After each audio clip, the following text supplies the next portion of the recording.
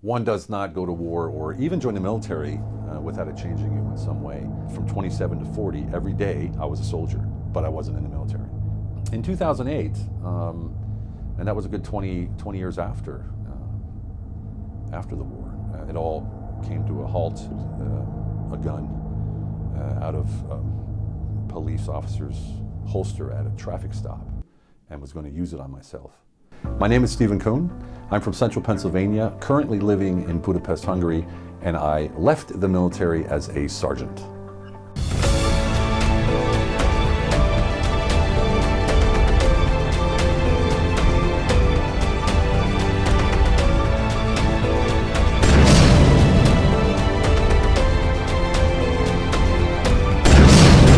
Whatever she did stopped me from doing what I was going to do. I called my friend Michael in Austria and I said, brother, you got to come get me or I'm not going to be here tomorrow.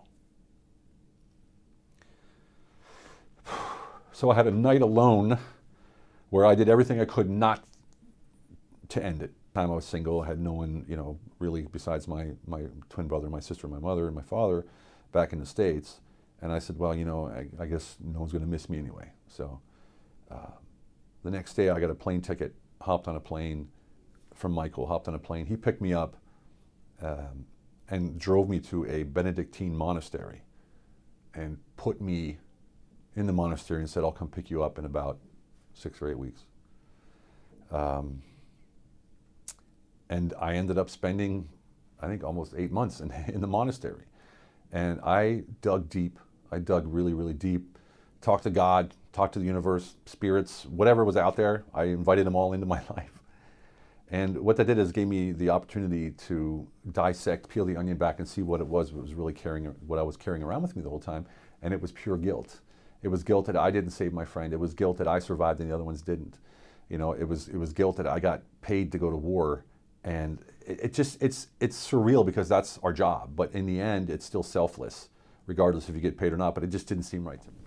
One day I'm standing at a checkpoint and far off in the distance I see this pink dot sort of coming at me and I'm like, what is this?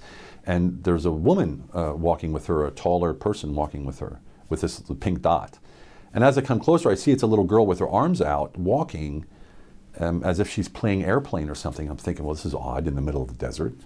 And as I get closer I see that the girl was burnt from the neck down and her clothes were stuck to her body, so they put this pink dress on top of her, I guess, to cover her up. That really was hard to see, I have to say, because every step that she took, you could see the pain in her eyes. So as she came closer, I helped her go to the medic's tent, and the medics bandaged her up and did the best they could do. And as she was coming out, we had to send her back into the desert. And, excuse me, and I called her over to me and got down on my knee, and I pulled out a butterscotch candy from my grenade pocket that my Aunt Boots would give me, would send me. And I gave it to this little girl. And she smiled. And a massive wide grin she had on her face. And in that moment, it killed me. And I said, I never have a reason to complain ever again, number one. Number two, what the hell am I doing here?